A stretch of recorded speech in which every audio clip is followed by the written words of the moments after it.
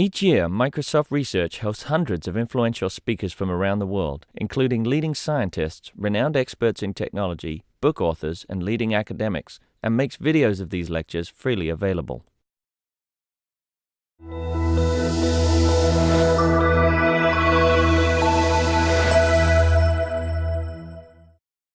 Thank you for coming. I don't think there is a bad time to discuss how to assess your strengths, how to develop a compelling personal brand, or how to think big about your professional goals. But it seems like this talk is especially nicely timed given the flux that some of us may be feeling recently. So thank you for coming. My name is Amy Draves, and I'm delighted to welcome Dorie Clark to the Microsoft Research Visiting Speaker Series. Dorie is recognized as a branding expert by the Associated Press. She is an adjunct professor of business administration at Duke's Fuqua School of Business. I almost got it right. And has taught and given lectures around the world.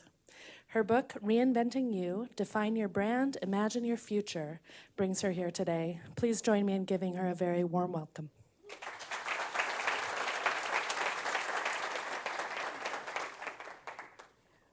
Hi, everyone. Thank you so much for having me. There's a few seats up front, too, by the way. And despite teaching in a business school, I don't endorse the Socratic method. So don't be afraid to come on up and take these. Welcome. Yeah, thank you. So part of the reason that I wrote Reinventing You, and perhaps as Amy indicated, maybe some of you guys are feeling a little bit of this, too, these days. When I finished graduate school, I had what was, I think, the greatest job in the world. It was absolutely fantastic. Perhaps if I worked at Microsoft, that would be number one. But being from Boston and being a kind of liberal arts person, my absolute favorite best thing was that I landed a job out of graduate school as a political staff writer for the Boston Phoenix, which was the alternative weekly paper. It was kind of like the Boston version of The Stranger. So it basically meant that I got to go to any event that I want, ask people any obnoxious question that I wanted. It was like a dream come true. And so I was doing this. I loved it. I probably would have stayed a journalist forever. But unfortunately, I didn't know it at the time. I probably couldn't have known it at the time. But I got my job in 2000, and you probably all familiar with this ransom note-like interface. Craigslist started eating our lunch. And a year into my career as a journalist, I got laid off. And I tried to look for other jobs, and I freelanced for a while. And I realized that after a while that I couldn't find another job as a journalist, and I needed a plan B. And in fact, that was probably a good realization to have early on, because between 2001 and 2009, nearly 40% of American journalists lost their jobs, which is kind of amazing. So anyway, over the ensuing decade, I actually managed to have a pretty good plan B. I felt pretty excited about it and got to do some really amazing things. I was a presidential campaign spokesperson.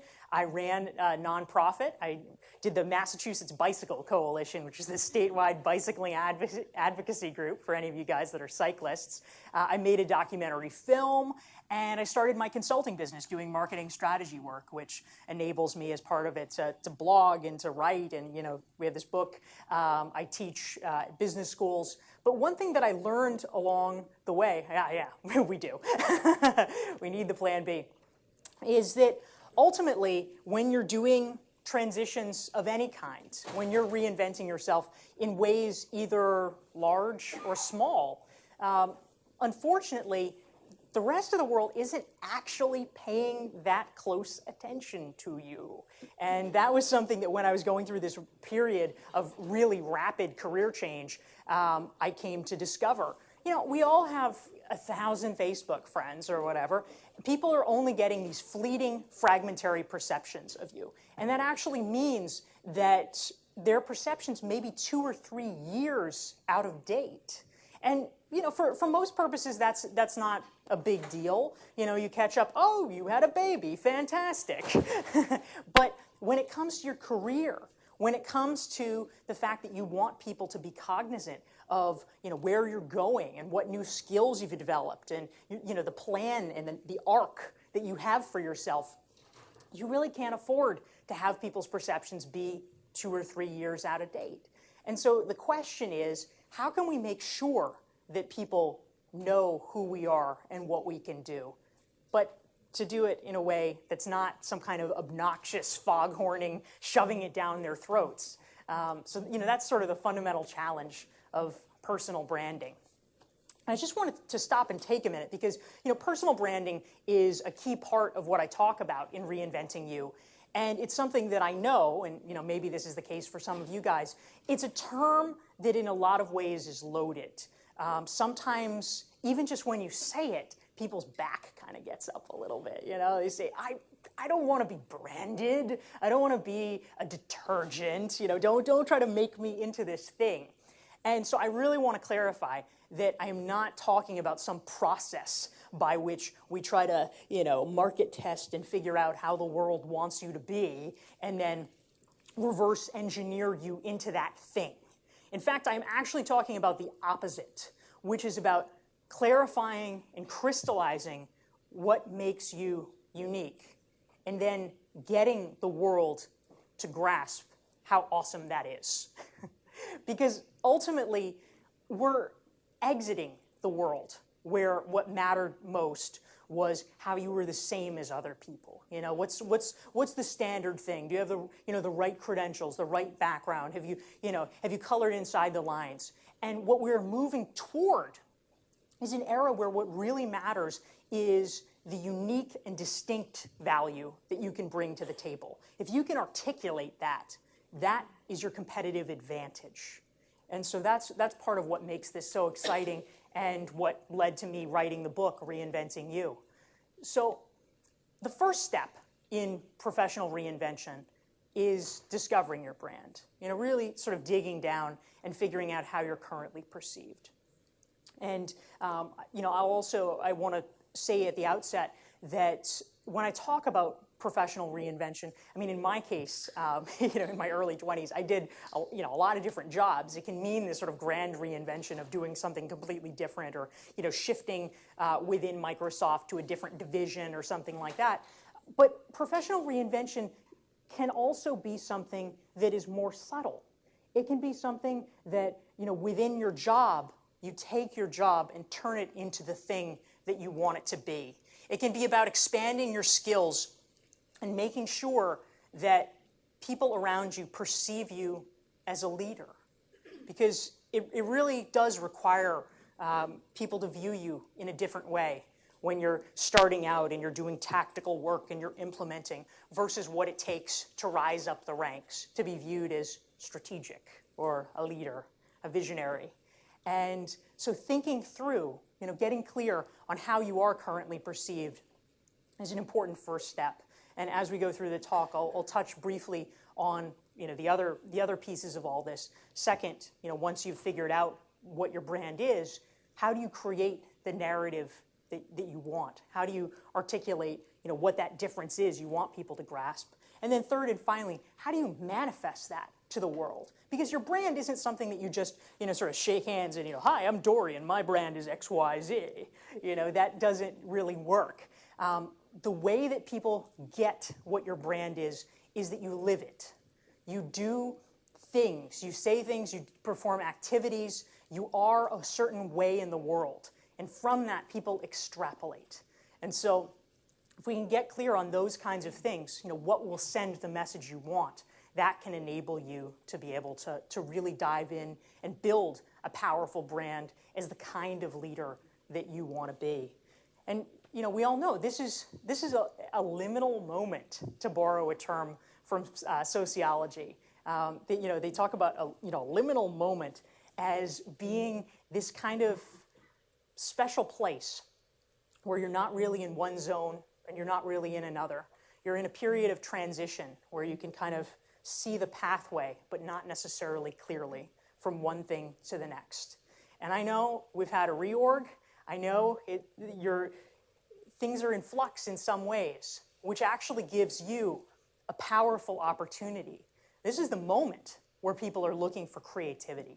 This is the moment where they're looking for you to step up and say, here's what I'm interested in. Here's what I'm passionate about. Here's the value that I can bring to the table.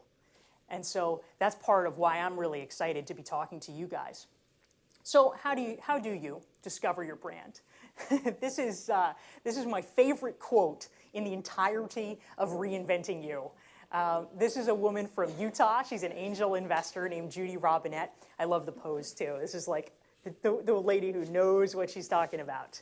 And I was talking to her on the phone when I was in the process of writing Reinventing You. And she said, Dorie, this is fabulous. This is fabulous stuff. This reminds me of a Hungarian proverb. This is, of course, the Hungarian proverb, which I looked online. I can see absolutely no evidence that it is a Hungarian proverb. In fact, I was in London last month giving a talk that my publisher organized. And being in London, a woman came up to me afterwards. She said, hello, I enjoyed your talk very much. I am from Hungary. I do not know of this proverb. So we will credit it to Judy Robinette. But ultimately, the reason that this stands out to me, the reason this is important, what is your brand? It's not what you say it is. It is not what you wish it to be. Your brand is what other people say it is. So the first step is figuring that out. So how do we do it?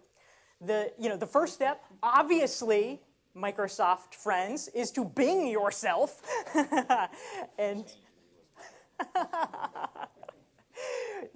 we all know that we have two parallel tracks now, two parallel reputations. There's our real world reputation, all the things your coworkers know, your friends know, they see you in action. There's also your digital impression that you create. And more as we're interacting with people globally, that is what they see.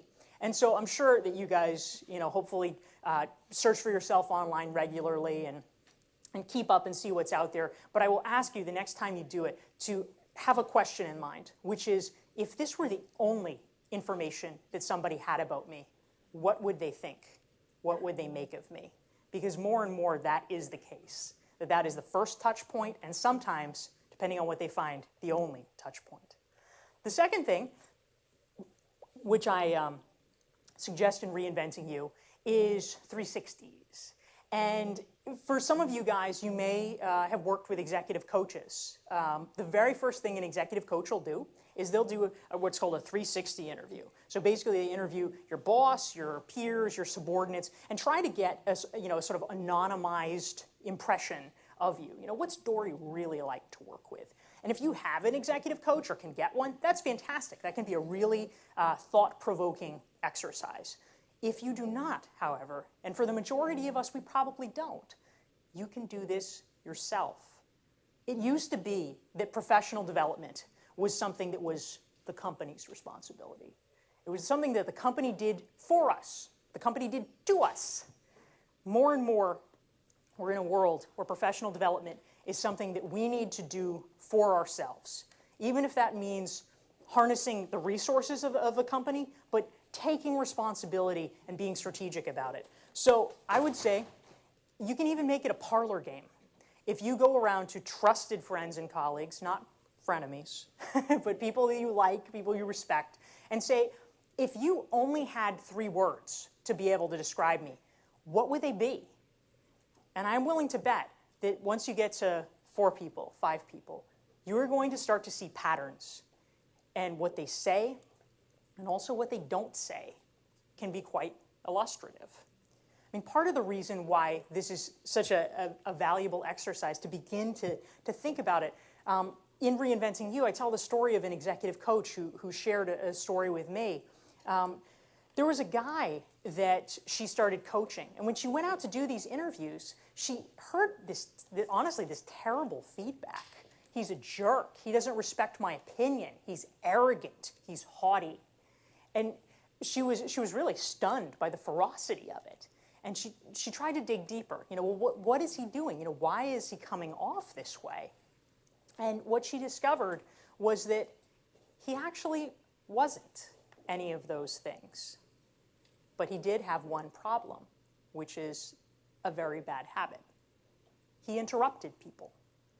And he did it frequently enough that they ascribed those motivations to him.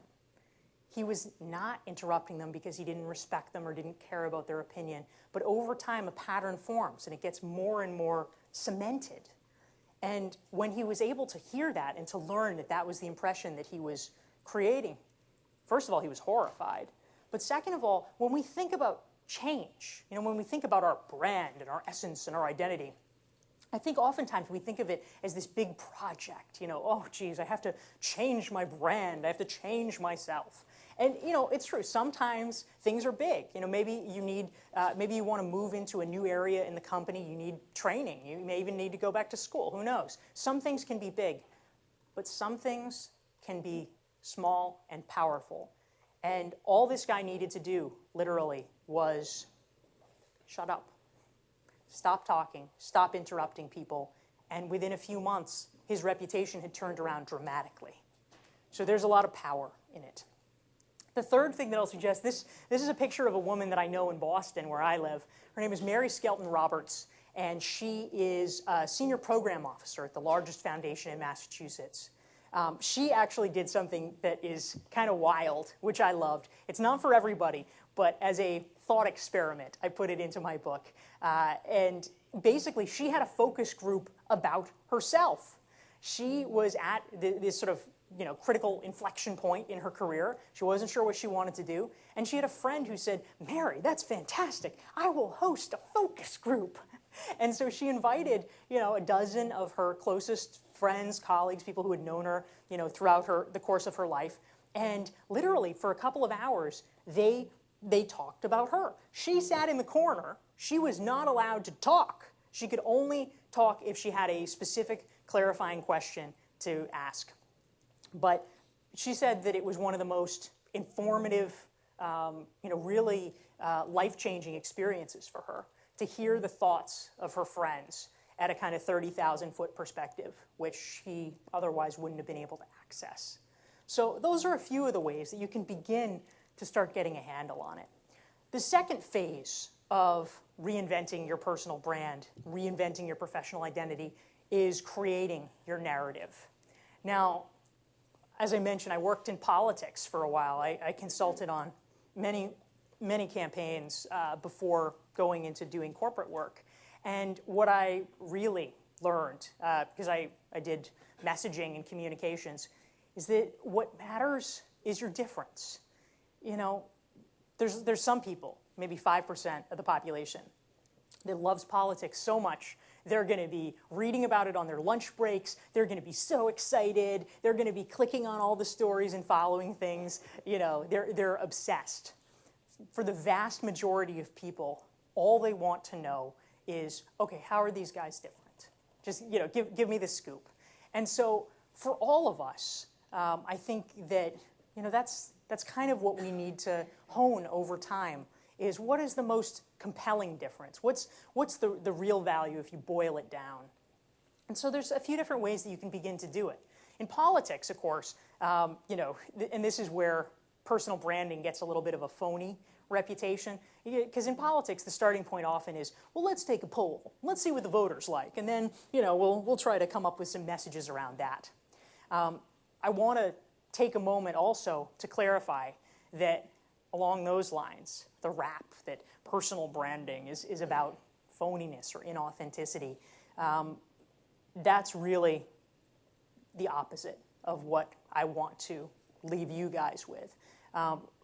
Ultimately, you're in this internet-connected world, even if you wanted to be a phony, you are not going to get very far with it. But I don't think that we should want to do that. It's about broadening the options, and it's about really pushing forward to talk about who we are. So how do you begin to do it? This is an article that I wrote last month for the Harvard Business Review. It's called Discover Your Personal Narrative, and the reason that I wrote it was a few months ago, a guy reached out to me. He was a very senior executive at a consulting firm. Really impressive guy, had succeeded in his career, and he was having his 50th birthday, and he was starting to think, I want to begin to think a little more about my legacy. I'd like to write more. I'd like to teach more. But the reason he wanted to talk to me is he said, you know, Dorie, I have this problem, which is that I don't really know what I want to say. And it's not because he didn't have possibilities. It's not because he didn't have content. He was a subject matter expert in telecom, biotech, in all the areas that he had consulted in. He spoke numerous languages. He had done tons of work in Asia. He had a huge amount of experience in global and international affairs that he could draw on. He had philanthropic interests that he was very passionate about. But there was almost too much. He couldn't figure out where the starting point was. And so what I advised him, and what I'll suggest to you guys, if it's of interest, is to take a morning, take a Saturday morning, go plunk yourself down at a coffee shop, and start to write down your war stories. And I mean that literally. We all have stories that we tell ourselves. You know, we all have moments that we hark back to when we think about, you know, when we really learned the lesson about what a good manager is, or when we learned what it was like when we really failed, but were able to get past it and move forward. Whatever it is, I mean, you know, you can probably even, you know, nudge your spouse, your partner, and say, hey, are there stories that I tell a lot? But the ones that you come back to frequently, that actually is the cornerstone in a lot of ways of our identity. We are the stories that we tell ourselves. And foundationally, that's where we're most unique. And I'm willing to bet that if you write them down, you can begin to see a pattern over time about the things that really matter to you, about the things that have really made a difference. And you can start from the ground up to be able to develop your own narrative and the things that are important to you. I wanted to just tell you a quick story about a local, since I'm here in Seattle. One of the people that I feature in Reinventing You is a woman named Libby Wagner. And her story is one of the most unusual that I found. I mean, you always hear stories about, oh, and there was this high-flying Wall Street person, and then they got burned out, and they started a yoga studio, or, you know, sort of the great American narrative. Libby Wagner was a poet. She's a published poet who became a management consultant. And I loved her story because in a lot of ways she went in the opposite direction. She told me that she was a community college professor. And she said that on her community college campus, the business school professors literally wouldn't even talk to the creative writing professors. They thought they had nothing in common. They thought it was completely flighty. And when she decided to start her business as a consultant, she was so paranoid that people would find out that she had been a poet. She actually tried to hide it. Yeah, right? She's hiding it because she felt embarrassed. She thought people would think that she was totally soft, totally frou-frou. And she thought, oh, geez, should I get an MBA? And eventually she figured, all right, I'll hold off for a little while, I'll just see how it goes. And what she told me was that she discovered, actually, that no one ever asked if she had an MBA. She realized in the course of practicing her consulting business that she actually had skills that MBAs did not, because she was used to using language, to wielding language. And so when it came time to advise organizations about, you know, whether it was their communications with the public, their managers' communications with their staff, how people could work together, she was able to bring a perspective that was not already at the table. And over time, she gained more and more confidence, and she began to feel like maybe it wasn't actually a liability that she had trained as a poet and had an MFA and 3 published chapbooks. Maybe it was an advantage. And so these days, she actually has a business where she actively promotes it. Her Twitter handle and her email newsletter is called The Boardroom Poet. So I loved her example because I think for a lot of us, we maybe have parts where we feel like it doesn't fit the mold. Maybe it's not quite right in the environment that we're in. And I would like to tell you that that often is the place where some of the greatest value can be added. So third and finally, I wanted to turn to the question of how you manifest that value in the world, in the workplace. How do you show people what you're made of? There's a few different ways to do it. this is my friend Heather, and I profile her in Reinventing You because she has what I think is a great story. I mean, for those of us who are sort of high in the ranks in companies, it's fairly obvious what you can contribute. Maybe you have budget that you can offer, or jobs that you can give, or assignments, or things like that. People's power is established. But for those of us who don't have that, we may wonder, what can I really bring? And so Heather, I liked her story because it came from a place when she was literally the lowest of the low man on the totem pole. She had been a nonprofit executive director, and she decided that she wanted to go back to graduate school to become a transportation engineer. So she's in her first semester in graduate school. She knows literally nothing. She's having to take remedial classes because she had been a sociology major, and now she's having to do calculus and all these things. And so she goes with her department to a conference in DC, and it's the Women in Transportation conference. So she ends up in a session, and she quickly discovers that it's about 20 really high-ranking women. And they all were just sort of spitballing these awesome big ideas and wanting to sort of come up with grand plans, but they had no one to implement any of them because they were all very high-ranking and powerful, and they didn't have time to do it. And so as soon as they saw her, they said, "Oh, fresh meat." And so they asked her at the end of this session that she sort of stumbled into, "Hey, will you be our group secretary?" And in many ways, this is a silly thing to do, right? I mean, she's got so many other things to do. She's got research to do, papers to write, calculus classes to pass. Why should you be someone else's lackey being their secretary and doing things? But she said yes. And so 10 years later, fast forwarding, Heather is now the president of that group. Heather now works at her dream job in Washington. Heather now has 20 of the industry's premier leaders as her mentors because she was willing to plug herself in and do the scut work that no one else would do. And it meant that she had a reason, a legitimate reason, multiple times a week to be in touch with these powerful people who could help her. And over time, they got to know her and see what she was capable of, and they were eager to help her. So the reason I have this crazy molecule up here is that the other key point that I wanted to raise, there's research by a professor named Ronald Burt at the University of Chicago, which he talks about the importance of what he calls bridging structural holes. And basically what this means is that in any organization, almost no matter how hard you try, there are going to be silos. There are going to be differences between this office and that office, between this division and that division. It's inevitable. It's human nature.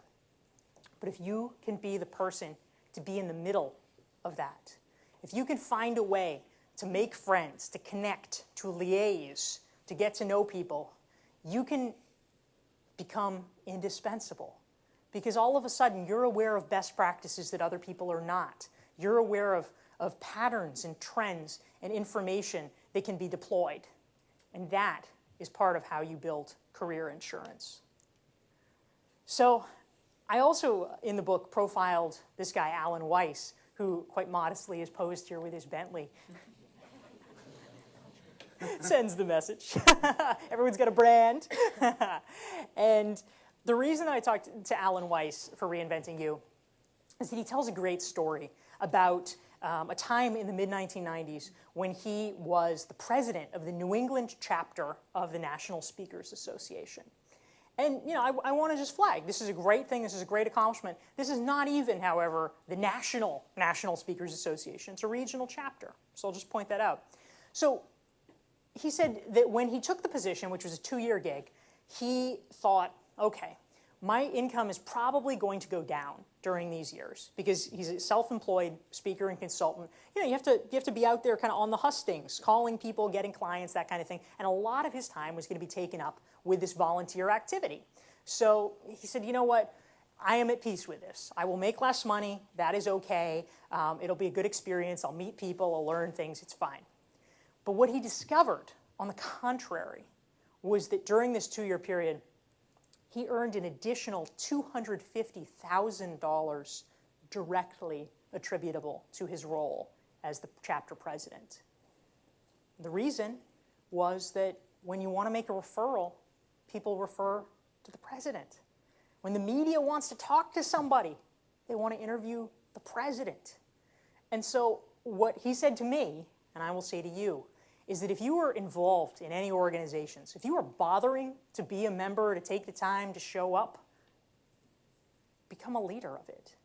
Because it takes more time, but it pays exponentially more reward in terms of your visibility, in terms of people wanting to seek you out, and it can have powerful impacts on your career. One of my very favorite tips in the book, well, one of my favorite opportunities is, anytime you can have a Top Gun slide. You really want to do it. But the reason I have a Top Gun slide is that in Reinventing You, I feature the work of an academic named Professor Robert Cialdini from Arizona State. And for any of you guys who like reading books like this for fun, his book, Influence, The Science of Persuasion, is really just like a seminal, very, very good readable book. But he and Jeffrey Pfeffer from Stanford Graduate School of Business did research, which I think is fascinating, talking about kind of an important question, right? One that we mentioned at the very outset of this, which is, how do you get people to know what you can do? How do you get people to know how great you are without actually saying, hi, I'm Dorie and I'm really great? Because that does not go over so well. So their research told us 2 things. Number 1, which we all know, is that if people are perceived as braggarts, no one will like them. They will be dismissed. No one wants to hear it. But number 2, the interesting part, is that if someone else does the talking for you, if somebody else is the messenger, then people will think you're great. And so if you can hire a publicist, fantastic, do it. But most of us can't hire a publicist. But what you can do, and in fact you can do today, is to get a wingman. If you find a like-minded colleague, someone that you like, someone that you trust, someone that you would feel okay, talking up, and it looks like you've already found your wingman, so I'm glad to hear that. Yeah, love it.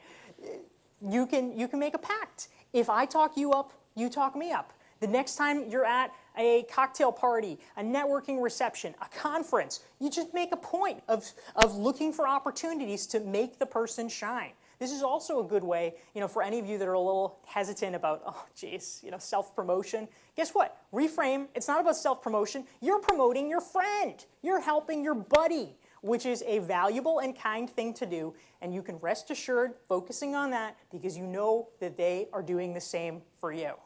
So, psychology research says it's good.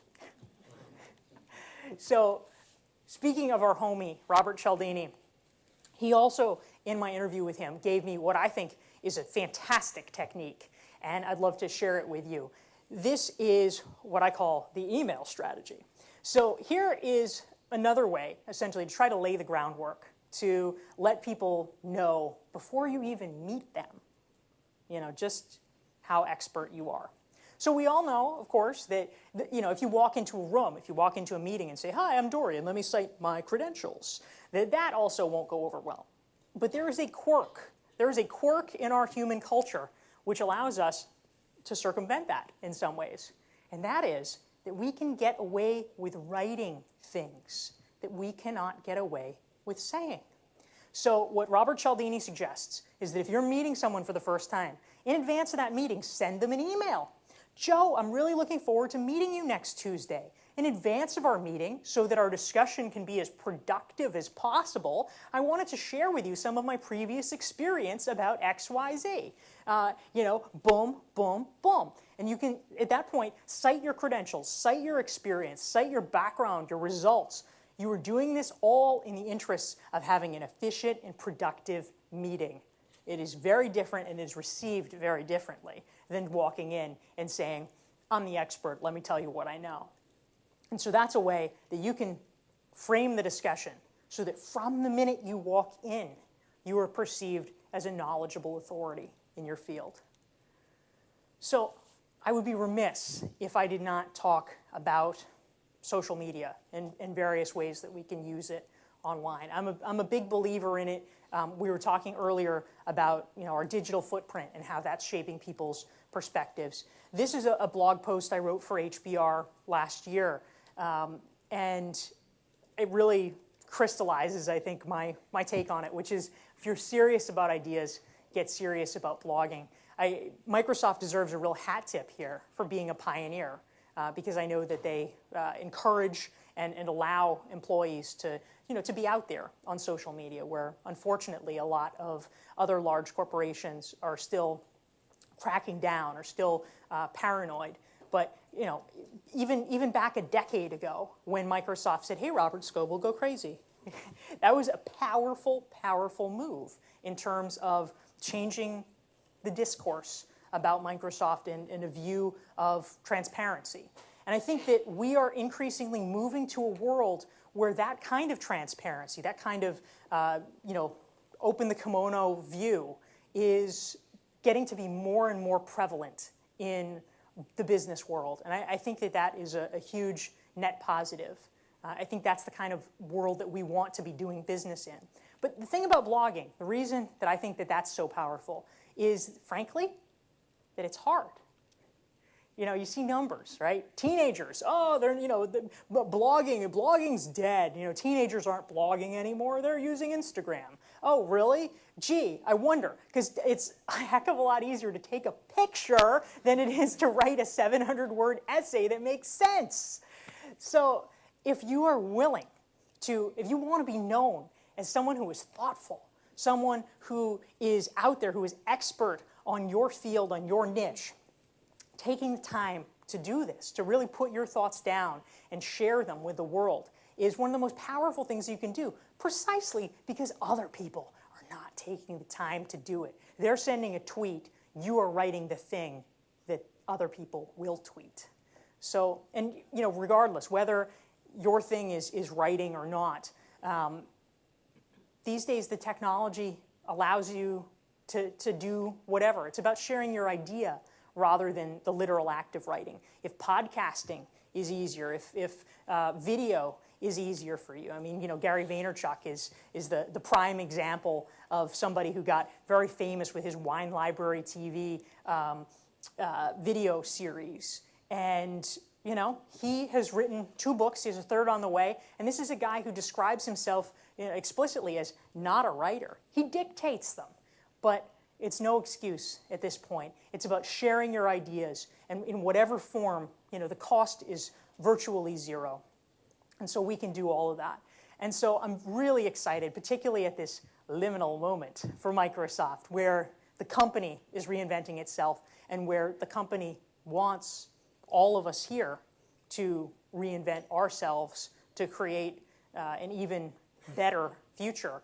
I'm thrilled to be talking about this with you, and I would love to take your thoughts, your questions, and hear your stories about how you're doing your reinvention. So thanks.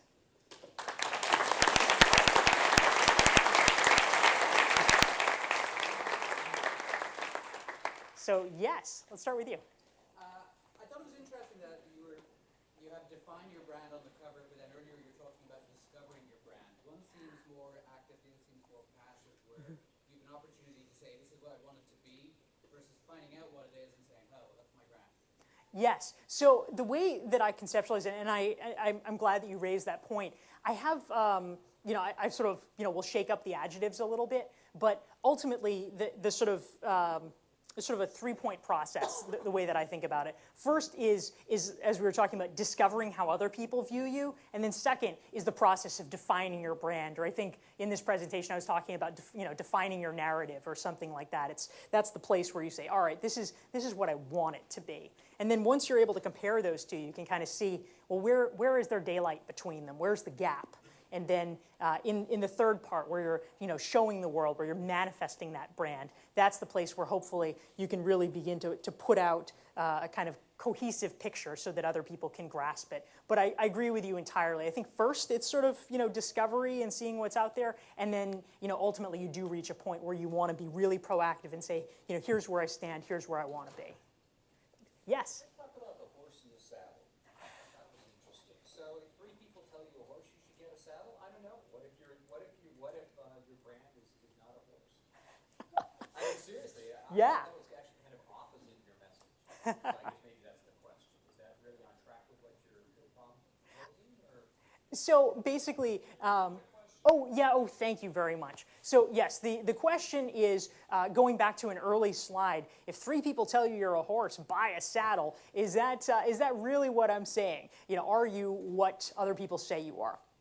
And so I have 2 thoughts about that. The first one is that for all intents and purposes, until you do something different, then you are that thing that other people say you are. The real question, I mean, the thing that I want to encourage in Reinventing You is people being open and aware about what their brand is and not feeling embarrassed to think about it. I mean, I think that some people, even if they feel like, oh, well, geez, I'm being seen to think about my brand, that must look narcissistic or something. And I want to push back on that. It is not narcissistic to want to be concerned about your career and say, you know what, I would actually like to have a hand in how other people view me rather than just rolling the dice and, I guess they think whatever. And so in the first stage, you are what other people say you are. But then the second step, probably the most important one, is to begin to develop that vision of where you want to go. And if, as we were saying earlier, if there is a gap, you need to close it. But it means you need to start doing things differently to be perceived differently. Okay, so if I'm a horse, I should buy a saddle and embrace my saddleness, or recognize I want to be a Formula One race car and not buy a saddle. That's right. That's right. If you want to be a Formula One race car, you need to buy the tires, and you need to start branding yourself as such. Thank you. Yeah. Other thoughts, questions people might have, or their own stories to share? How are you putting your stake in the ground? Yes. Well, having that personal identity or brand basically is one thing, but also being part of a big corporation. There's a culture of the corporation. Nobody can deny that. Yes. And then, so to what extent do you fight conforming to that, especially if you think that culture is not what you represent or you want to be the brand that you want to advertise for yourself? Yeah, fantastic question. So if you're working for a large corporation, obviously that corporation has a brand. And so how does your personal brand exist within it? Particularly, if there's differences in some way. And so what I would say to that, I mean, ultimately there's a few different layers. The first one is you certainly don't want to have a very visible public brand that directly contradicts that of your employer. If that's the case, then probably you may run into some trouble. I actually had a reader write into me who was looking for some kind of advice or guidance because he was a writer. He was actually a very successful writer, and so he wanted to kind of get credit for it at his company. He wished that people would know about it and respect his writing. But so I asked him a few more questions, and it turned out that the trouble was that he had he worked at a Christian-owned company, and he wrote teen vampire novels. And so that was one where I had to say, I'm so sorry, but as long as you want to keep that job, you may want to keep that a little bit low profile. So that's the first step. But the second piece is that there are probably a lot of places, sort of thinking about the Venn diagram, where the circles are overlapping. There's probably a lot of places, if you are, working at a place that you like and you respect, where your brand dovetails with that of your employer. And so if that's the case, then it's absolutely a win-win. I mean, those are the areas that you want to emphasize. And in fact, you can probably gain a lot of internal credibility and traction if you try to drive those pieces. And the third category, of course, is things that you like, that you do, that aren't necessarily part of your company's brand, but they don't contradict it. And so if that's the case, again, if you have enough freedom and flexibility in your company's social media policy where they say, hey, go for it, then that's the place where you can probably begin to individuate yourself. But the first step is just making sure that you're not alienating your company or doing anything to roil the waters if you don't want them roiled. But I think that there actually is a lot of latitude to go for it. Thanks. Other folks? Well, guys, it's a pleasure speaking with you. I have books in the back, I believe, that they have for sale. No, sorry, they have no more books. They have sold out of books. Well, God bless you. However, I will sign these books, and these people are booksellers, so I have a feeling that if you would also like a book, you can maybe order them. Yes? Do I see nods? Yes, so you can probably obtain these books elsewhere. I'm also glad to answer any of your questions one-on-one. And if you'd like to connect on social media, I'm at Dorie Clark on Twitter. You can friend me on LinkedIn. And it's great to be here talking with you. Good luck with your reinventions.